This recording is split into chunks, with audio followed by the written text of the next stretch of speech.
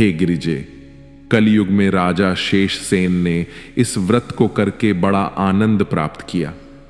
मनु की स्त्री शतरूपा ने यही व्रत करके 2 पुत्र प्राप्त किए।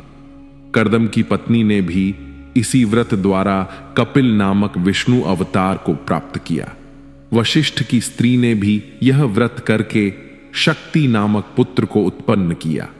इसी प्रकार इसी व्रत के प्रभाव से अनेक मनुष्यों ने पुत्र प्राप्त किए हैं। गिरिजे, तुम भी इसी व्रत के प्रभाव से अवश्य पुत्र प्राप्त करोगी। गिरिजा ने शिवजी के मुख से गणेश चौथ के व्रत की महिमा को सुनकर प्रसन्न होकर कहा, हे स्वामी, मैं अवश्य ही यह व्रत करूंगी, परंतु आप इस व्रत के सब नियम, क्रिया आदि विस्तार पूर्वक कहें। शिवजी बोले, हे देवी, कृष्ण पक्ष की चतुर्थी को शुद्ध हृदय से प्रातः काल उठकर स्नान करें तथा जो कुछ करना उचित है वह सब करें। इसके पश्चात व्रत की दृढ़ इच्छा कर यह संकल्प करें, हे गणेश, आज हम तुम्हारा व्रत करते हैं, हमारा मनोरथ पूर्ण करना। हे गणपति, हमारा व्रत भली प्रकार से पूर्ण हो जाए और हमारे सब दुख दूर हो जाएं। तुम सबको जानते हो, सब फलों के दाता हो तथा वेदों ने तुम्हें विघ्नहर्ता कहा है। इस प्रकार हृदय में संकल्प करके चतुर्थी के दिन गणपति की वार्ता में ही दिन व्यतीत करें। सूर्यास्त के समय स्नान कर अपने स्थान पर बैठें और कथा पूजा की सारी सामग्री इकट्ठी करें। फिर गणेश जी की पूजा के लिए अच्छा स्थान तैयार करें, जिसके चारों ओर केले के खंभे लगाए गए हों। जब आकाश में चंद्रमा उदय हो तब तुरंत अर्घ्य दें। गणेश की मूर्ति सोने, चांदी, तांबे या गोबर की जैसी सामर्थ्य हो बनवाएं। उसको शुभ स्थान पर रखकर कलश स्थापित करें, जिसके ऊपर दीपक रखा हो।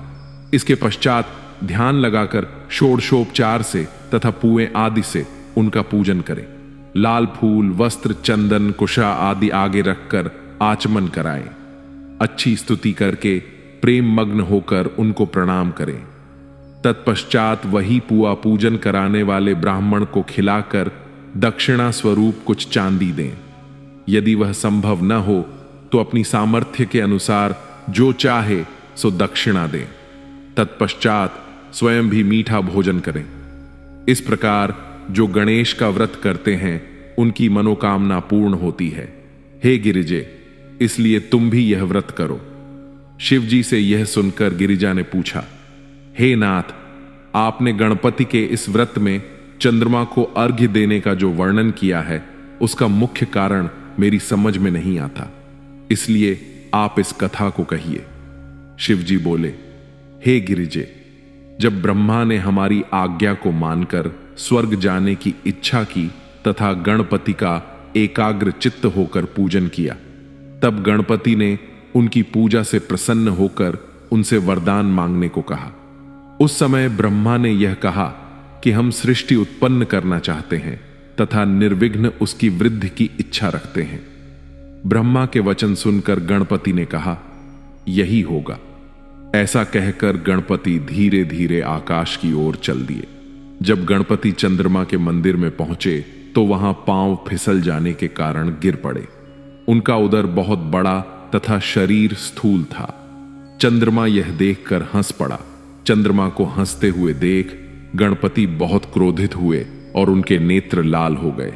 तब उन्होंने उसी समय चंद्रमा को यह शाप दिया, हे कलंकी चंद्रमा, तू अपनी सुंदरता पर गर्व करता है, अब तुझे इसका फल तुरंत प्राप्त होगा।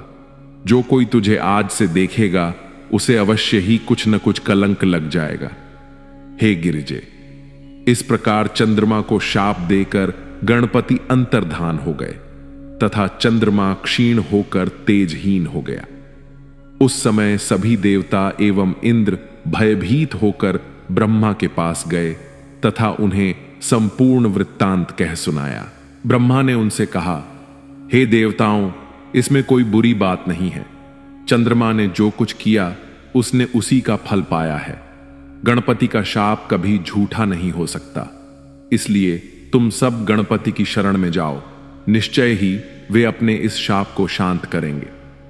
तब देवताओं ने ब्रह्मा से विनय की, हे ब्रह्मा जी, आप हमें वह उपाय बताइए जिससे गणपति प्रसन्न होकर इस शाप को शांत करें। यह सुनकर ब्रह्मा बोले, हे देवताओं, गणपति का व्रत कृष्ण पक्ष की चतुर्थी को किया जाता है। जो कोई इस व्रत को करता है उस पर गणपति प्रसन्न होते हैं। ब्रह्मा के ऐसे वचन सुनकर देवताओं ने बृहस्पति को चंद्रमा के पास भेजा और उसे गणेश चतुर्थी का व्रत करने के लिए कहा। तब चंद्रमा ने बृहस्पति द्वारा बताई गई विधि के अनुसार गणपति का व्रत आरंभ किया। उस व्रत के प्रभाव से गणपति चंद्रमा को क्रीड़ा करते हुए शिशु रूप में प्रकट हुए। चंद्रमा ने उन्हें देखकर प्रणाम किया और उनकी स्तुति की। तब गणपति ने प्रसन्न होकर कहा, हे चंद्रमा, हम तुमसे प्रसन्न हैं, तुम जो वरदान चाहो मांगो। उस समय चंद्रमा ने निवेदन किया, हे गणपति, मैं केवल यही चाहता हूं कि आपके शाप से मुक्ति पाकर सबके दर्शन के योग्य हो जाऊं। गणपति बोले, हे चंद्रमा, मैं तुम्हें इसका उपाय बताता हूं जिससे तुम्हारा शाप से उद्धार हो जाएगा। आज से प्रतिमास शुक्ल पक्ष की चतुर्थी को हमारा शाप तुम पर प्रभावी रहेगा, किंतु अन्य तिथियों में तुम्हें देखने से किसी को कलंक नहीं लगेगा। जो मनुष्य पहले दूज या तीज को तुम्हें देख लेगा उस पर चतुर्थी का दोष नहीं लगेगा। परंतु हमारा पहला वचन भी असत्य नहीं होगा। अतः जो मनुष्य भादों के शुक्ल पक्ष की चतुर्थी को तुम्हारे दर्शन करेगा उसे वर्ष भर कलंक लगेगा। हे गिरिजे, गणपति के ऐसे वचन सुनकर चंद्रमा ने कहा, हे गणपति, अब मुझे इस शाप से पूर्ण रूप से मुक्त होने का कोई उपाय बताइए। तब गणपति बोले, हे चंद्रमा, जो मनुष्य प्रतिमास कृष्ण पक्ष की चतुर्थी को तुम्हारे उदय होते समय मेरी तथा रोहिणी सहित तुम्हारी पूजा करेगा, तुम्हें अर्घ्य देगा, हमारी कथा सुनेगा, ब्राह्मण भोजन कराएगा तथा स्वयं नमक आदि का त्याग कर केवल मीठा भोजन करेगा, उसे चतुर्थी का दोष नहीं लगेगा। भाद्रपद मास के शुक्ल पक्ष की चतुर्थी को मेरी विधि पूर्वक पूजा करने से समस्त क्लेश दूर हो जाते हैं तथा उस व्यक्ति को चतुर्थी का कलंक नहीं लगता। चंद्रमा से इतना कहकर गणपति अंतर्धान हो गए और चंद्रमा पुनः अपना तेज प्राप्त कर प्रसन्न हुआ। हे गिरिजे, इस कथा को सुनने से भी समस्त पापों का नाश होता है। इसमें कोई संदेह नहीं कि इस व्रत को करने से पुत्र के अतिरिक्त अन्य सभी मनोरथ भी पूर्ण होते हैं। शिव जी के मुख से व्रत की महिमा सुनकर गिरिजा अत्यंत प्रसन्न हुई और मन में व्रत करने का निश्चय किया। शिव तथा शक्ति की यह लीलाएं केवल भक्तों के आनंद हेतु हैं। संसार में ऐसी कौन सी वस्तु है जिसकी कमी शिव शक्ति को हो। ओम नमः शिवाय। श्री शिव महापुराण की कथा, गणपति जन्म एवं युद्ध लीला। आज की श्री शिव महापुराण की कथा में हम देखेंगे कि कैसे हुआ था गणपति बाप्पा का जन्म। यह कथा सुनने और सुनाने से संपूर्ण मनोरथों की पूर्ति होती है। जब शिवजी ने गिरिजा के साथ विवाह किया, दैत्यों का वध किया और फिर विहार में संलग्न हुए, तब एक दिन संयोगवश गिरिजा की सहेलियों ने उनसे कहा, देखो, शिवजी के असंख्य गण हैं, परंतु तुम्हारे एक भी नहीं हैं। यद्यपि शिवजी के गण तुम्हारे अधीन हैं, फिर भी तुम भी कोई गण उत्पन्न करो और उसे अपने द्वार का द्वारपाल बनाओ, जिससे किसी अन्य गण का अंदर आना जाना निर्भय न हो। गिरिजा ने प्रसन्न होकर कहा, सखियों, समय आने पर ऐसा ही होगा। एक बार गिरिजा ने नंदी को द्वार पर रखवाली के लिए बैठाया और स्वयं स्नान करने गई। तभी शिवजी लीला करते हुए वहां पहुंचे और अंदर जाने की इच्छा की, परंतु नंदी ने उन्हें रोक दिया। तब शिवजी ने नंदी को धमकाकर अंदर प्रवेश कर लिया। गिरिजा शिवजी की इस दशा को देखकर अन्य स्त्रियों की भांति अत्यंत लज्जित हो गईं और लज्जा छिपाती हुई वहां से चली गईं। तभी उन्हें अपनी सहेलियों के वचन का स्मरण हुआ। कई दिनों के पश्चात गिरिजा ने निश्चय किया कि एक ऐसा गण उत्पन्न करें जो केवल उनका हो, अत्यंत बलवान, पराक्रमी और शिव के गणों से भी अधिक तेजस्वी। ये विचार कर उन्होंने अपने शरीर से मैल निकालकर एक मूर्ति बनाई और उसे गणपति नाम देकर प्राणदान दिया। वह बालक अत्यंत सुंदर और तेजस्वी था। गिरिजा अत्यंत प्रसन्न होकर बोली, तुम हमारे पुत्र और श्रेष्ठ गण हो। उन्होंने उस बालक को लाड़ प्यार किया, भूषण व वस्त्र दिए। गणपति ने उन्हें प्रणाम कर कहा, हे माता, आप जो कार्य मुझे देंगी मैं भक्ति सहित उसे पूरा करूंगा।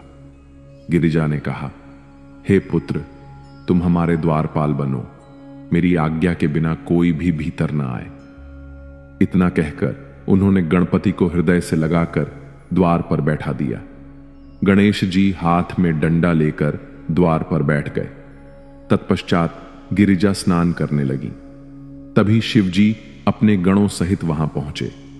उन्होंने गणों को बाहर छोड़कर स्वयं अंदर जाने का प्रयास किया, परंतु गणपति ने उन्हें रोका और कहा, अभी अंदर जाने का समय नहीं है, मेरी माता स्नान कर रही हैं। गणपति ने डंडा आगे कर शिवजी को रोक दिया। शिवजी ने पूछा, तुम कौन हो जो मुझे नहीं पहचानते और भीतर नहीं जाने दे रहे? हम गिरिजा के पति शिव हैं, इस मंदिर के स्वामी हैं। तुम किसके पुत्र हो? शिवजी अंदर जाने लगे। तभी गणपति ने डंडा मारते हुए कहा, तुम कौन शिव हो और किस कार्य से मेरी माता के पास जाना चाहते हो? बिना माता की आज्ञा कोई भी, चाहे वह कोई भी क्यों ना हो, अंदर नहीं जा सकता। इसके बाद गणपति ने पहले शिव के गणों से युद्ध किया और उन्हें पराजित